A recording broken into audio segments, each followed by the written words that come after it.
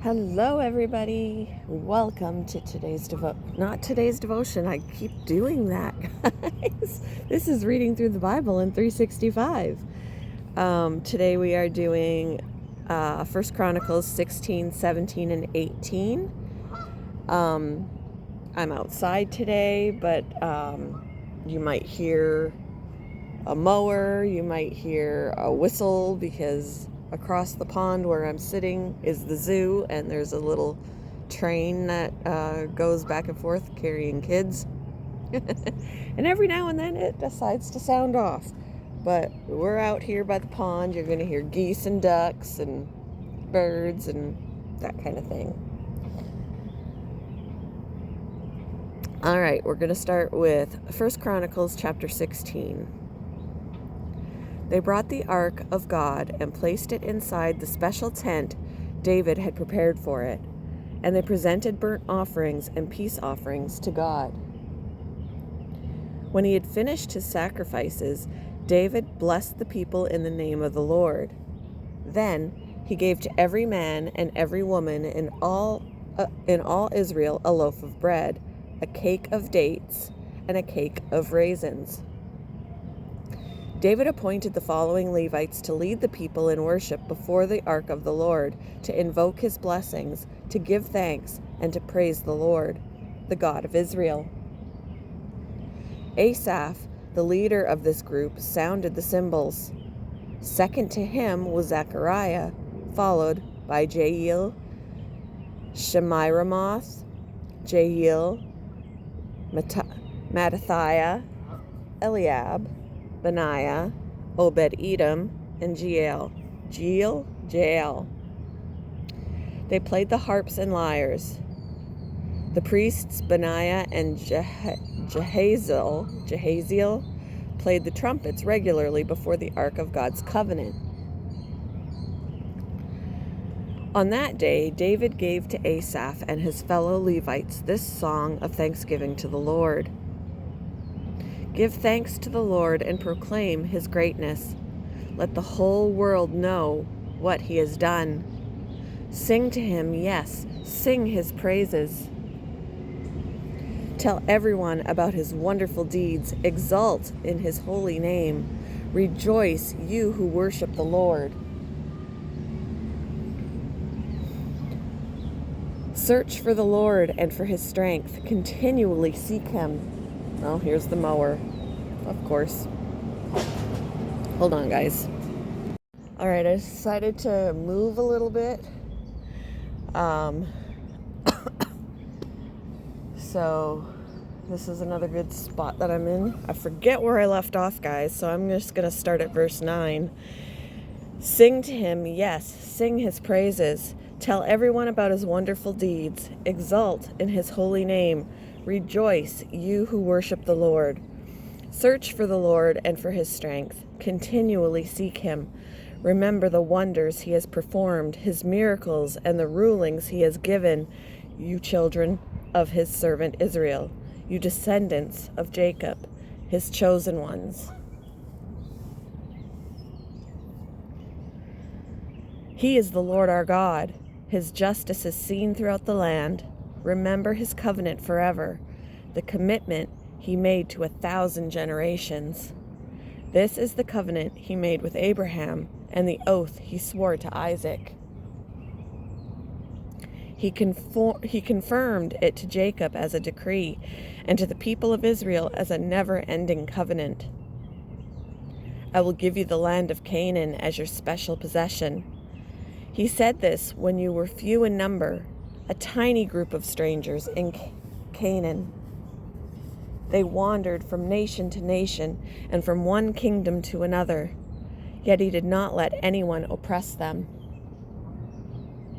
He warned kings on their behalf, do not touch my chosen people, and do not hurt my prophets. Let the whole earth sing to the Lord. Each day proclaim the good news that he saves. Publish his glorious deeds among the nations. Tell everyone about the amazing things he does. Great is the Lord. He is most worthy of praise. He is to be feared above all gods. The gods of other nations are mere idols, but the Lord made the heavens. Honor and majesty surround him. Strength and joy fill his dwelling. O nations of the world, recognize the Lord. Recognize that the Lord is glorious and strong. Give to the Lord the glory he deserves. Bring your offering and come into his presence. Worship the Lord in all his holy splendor. Let all the earth tremble before him. The world stands firm and cannot be shaken. Let the heavens be glad and the earth rejoice. Tell all the nations the Lord reigns. Let the sea and everything in it shout his praise.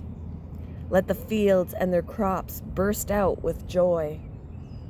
Let the trees of the forest sing for joy before the Lord. For he is coming to judge the earth. I'm sorry. I made the table bounce.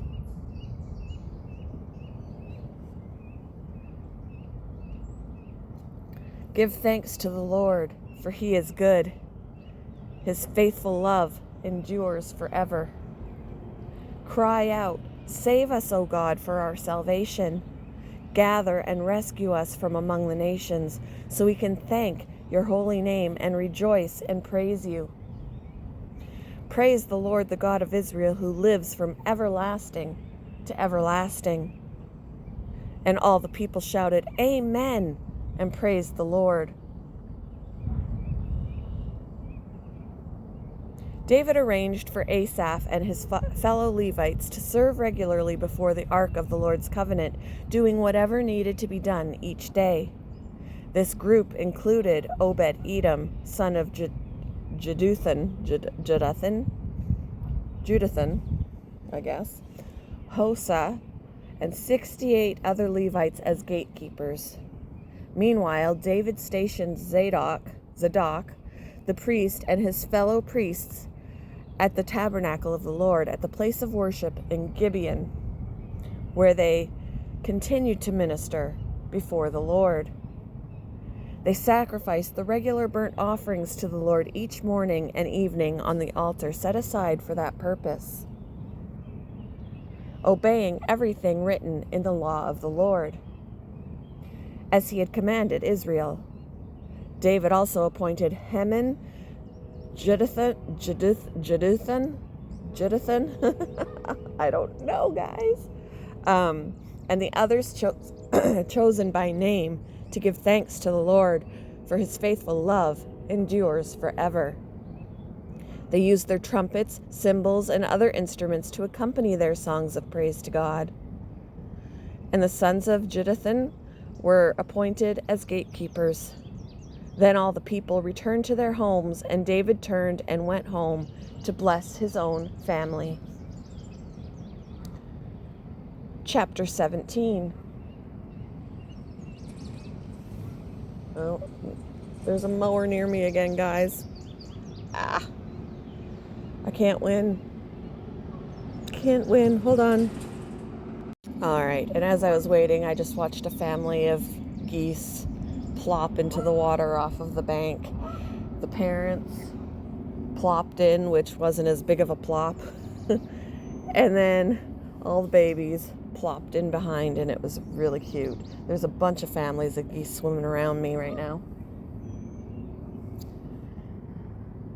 All right, chapter 17. When David was settled in his palace, he summoned Nathan the prophet. Look, David said, I am living in a beautiful cedar palace, but the ark of the Lord's covenant is out there under a tent. Nathan replied to David, do whatever you have in mind, for God is with you. But that same night, God said to Nathan, go and tell my servant David, this is what the Lord has declared. You are not the one to build a house for me to live in. I have never lived in a house, from the day I brought the Israelites out of Egypt until this very day. There's the train. My home has always been a tent, moving from one place to another in a tabernacle. Oh, guys, I want you to see this. Sorry, after I paused, I was like, I don't know how I'm going to get it. 2 families of geese just went right by me like a mere 5 feet away. So cute. And I thought I could record it and splice it into my video, but then I was like, I don't know if I could do that, and I might screw it up. What I'll do is I'll record walking back, and hopefully I'll get some families, some goose families to show you. Anyway, yet no matter where I have gone with the Israelites, I have never once complained to Israel's leaders, the shepherds of my people. I have never asked them, why haven't you built me a beautiful cedar house? Now go and say to my servant David, this is what the Lord of heaven's armies has declared. I took you from tending sheep in the pasture and selected you to be the leader of my people Israel. I have been with you wherever you have gone and have destroyed all your enemies before your eyes. Now I will make your name as famous as anyone who has ever lived on the earth. Oh, someone's coming now. And I will provide a homeland for my people Israel, planting them in a secure place where they will never be disturbed. Evil nations won't oppress them as they've done in the past, starting from the time I appointed judges to rule my people Israel. And I will defeat all your enemies. Furthermore, I declare that the Lord will build a house for you, a dynasty of kings. For when you die and join your ancestors, I will raise up one of your descendants, one of your sons, and I will make his kingdom strong. He is the one who will build a house, a temple for me, and I will secure his throne forever. I will be his father, and he will be my son. I think we got the mower coming back. I will never take my favor from him as I took it from the one who ruled before you. I will confirm him as king over my house and my kingdom for all time, and his throne will be secure forever.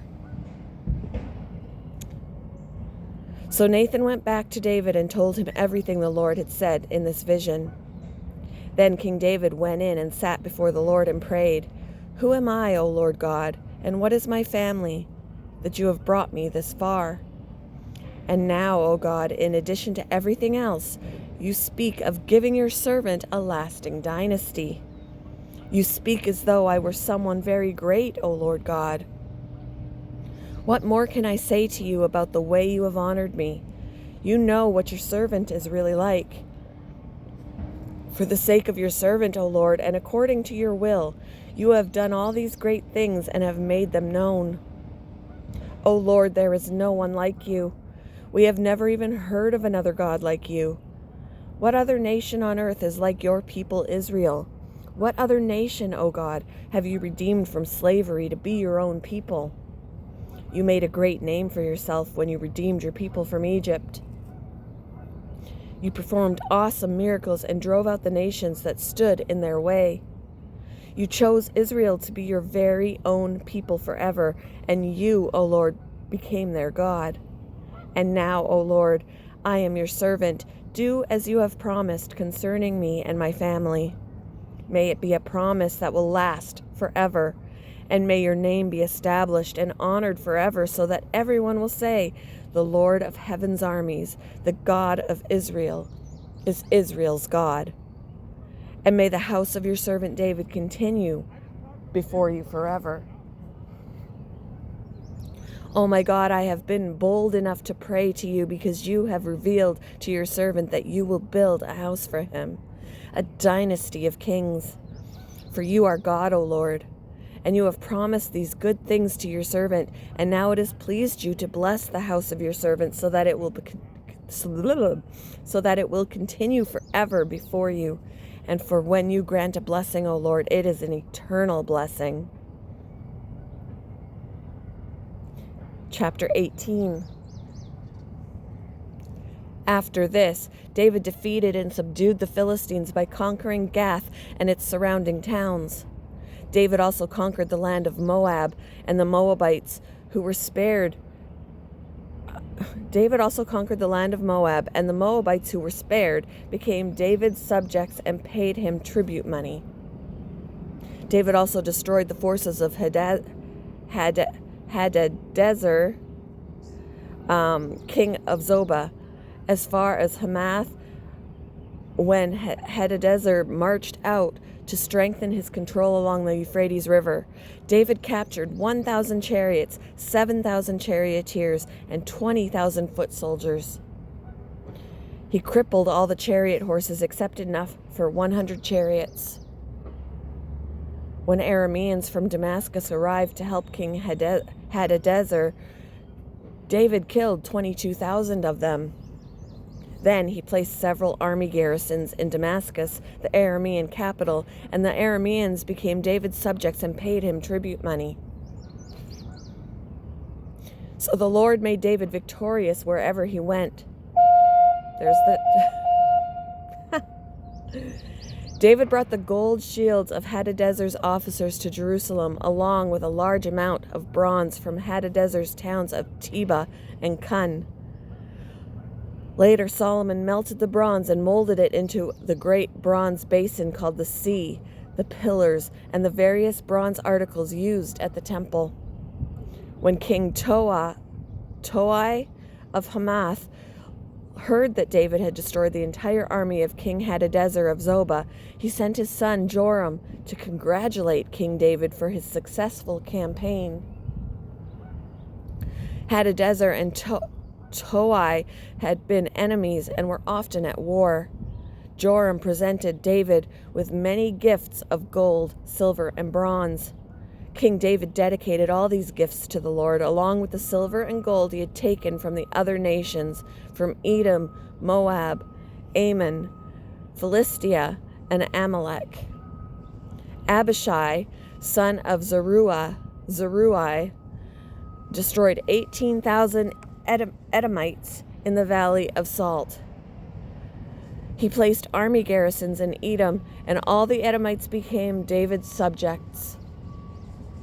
In fact, the Lord made David victorious wherever he went. So David reigned over all Israel and did what was just and right for all his people. Joab, son of Zeruiah,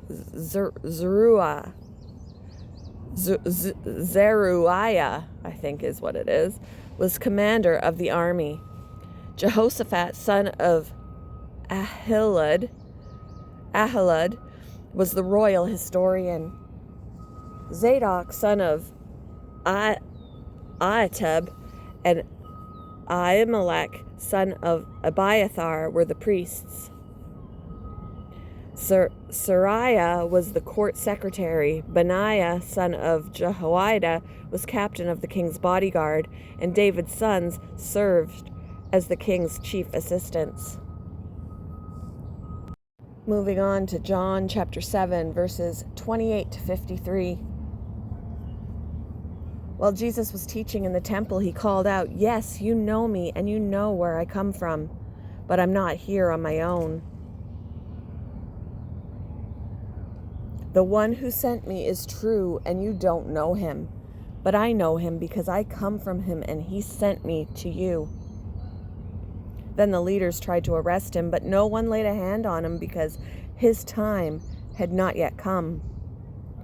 Many among the crowds at the temple believed in him. After all, they said, "Would you expect the Messiah to do more miraculous signs than this man has done?" When the Pharisees heard that the crowds were whispering such things, they and the leading priests sent temple guards to arrest Jesus.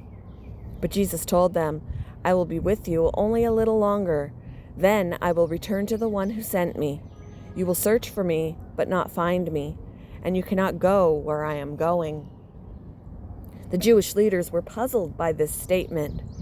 "Where is he planning to go?" they asked.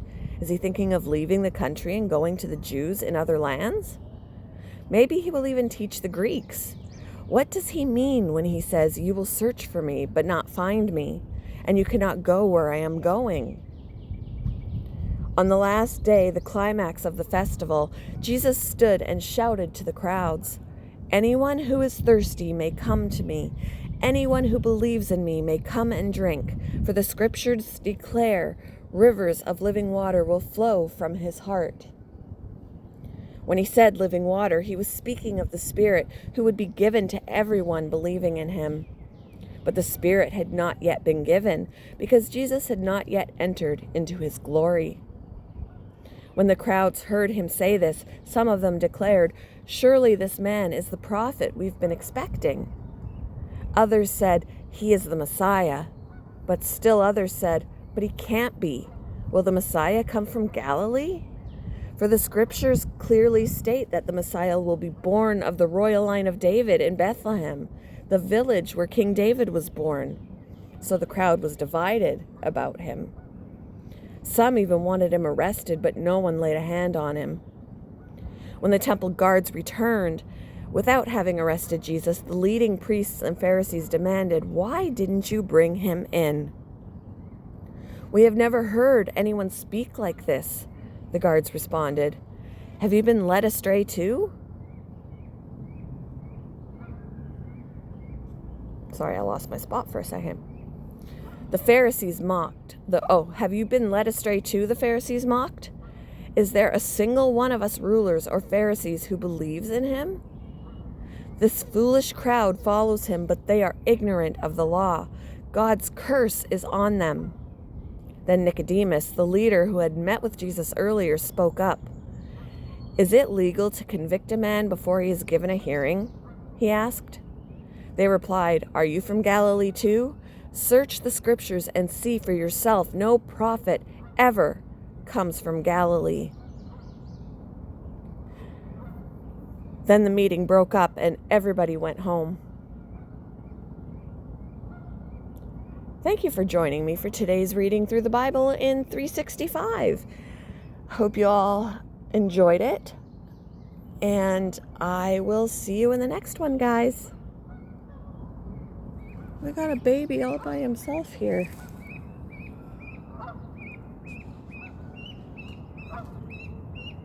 Oh no. Looks like he just came with his parents from a different angle, because there's some geese right there.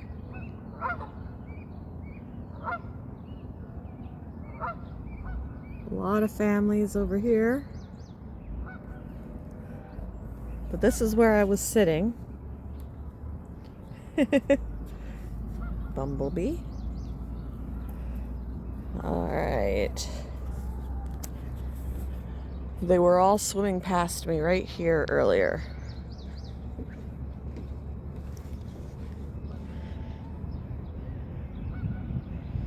So I don't think I'm going to see any that I can show you up close, because they all kind of went off way down there.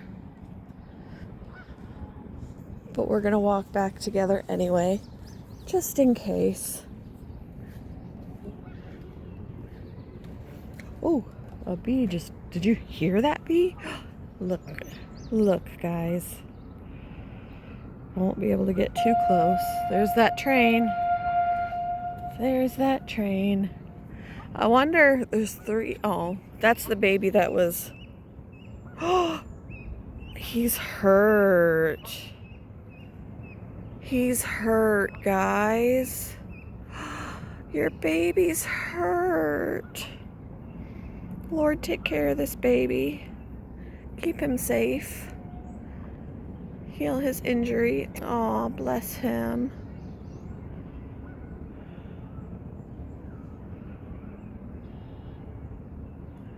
That's why he was behind everybody.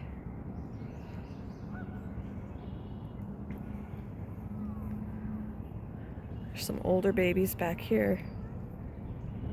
Oh, bless that little one. They're eating.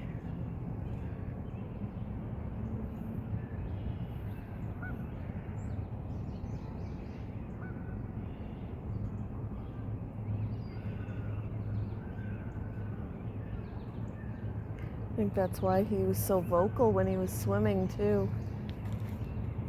Because he hurts. Oh.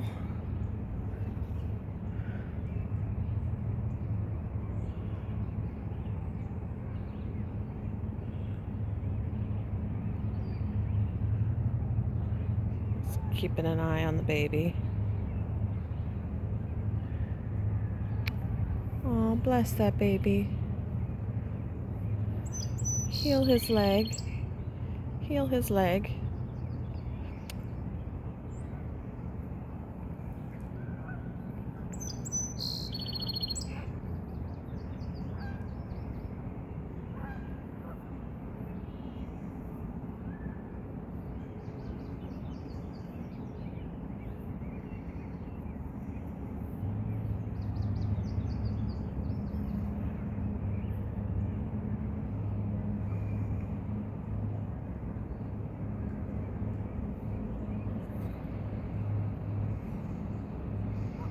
The other babies are standing up eating. He is sitting down because he's in pain. Oh, bless him. I think his leg is broken, you guys. Oh, they're all running off. Everybody's running. They heard a dog. Don't leave without your baby. They hear the dog.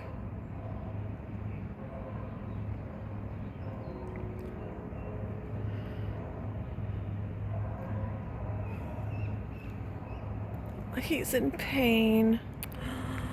Oh, bless him.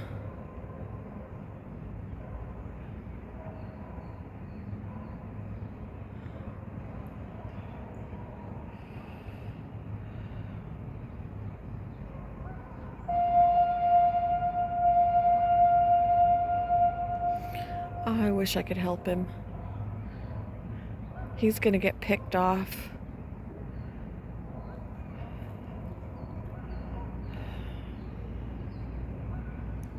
Doesn't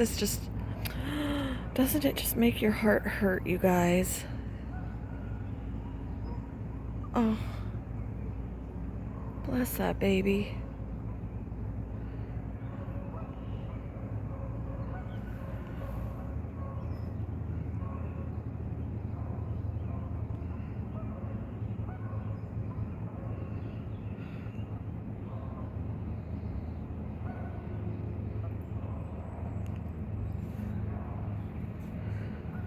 Oh, his leg is totally back behind him where it should not be.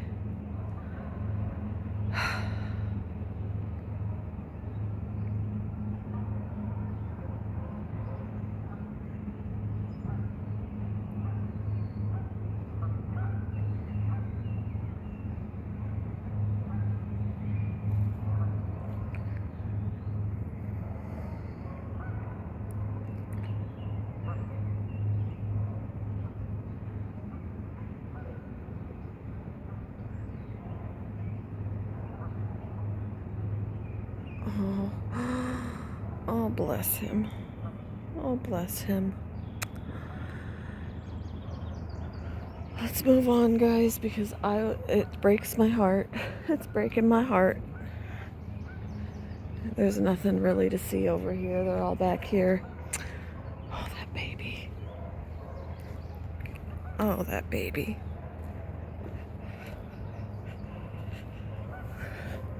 Protect that baby, Lord.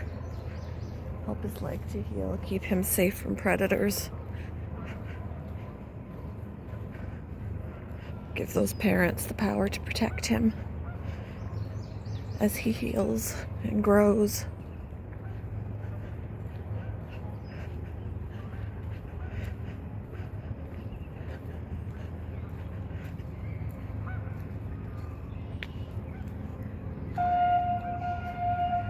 All these geese families out here. All right, guys, there's not really anything to see here in the water. I started off at this picnic table and then I moved, but